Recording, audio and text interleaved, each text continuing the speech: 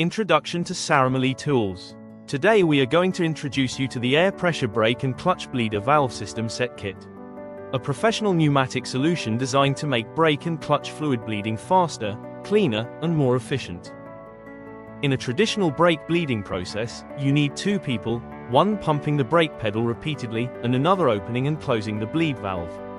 This method has several problems: time-consuming and labor-intensive, inconsistent pressure from manual pumping, risk of air re-entering the system, high chance of spilling brake fluid, difficult to handle ABS systems. Manual bleeding can take 30 to 60 minutes per vehicle, especially when dealing with larger systems or stubborn air bubbles. Introducing the air pressure brake and clutch bleeder valve system.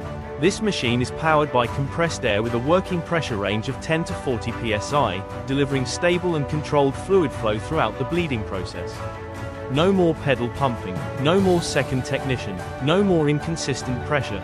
It also comes with multiple type of connector that's suitable for passenger cars, SUVs, light commercial vehicles, large hydraulic clutch systems, and ABS-equipped European and US models. It provides a reliable and professional solution for a wide range of automotive applications.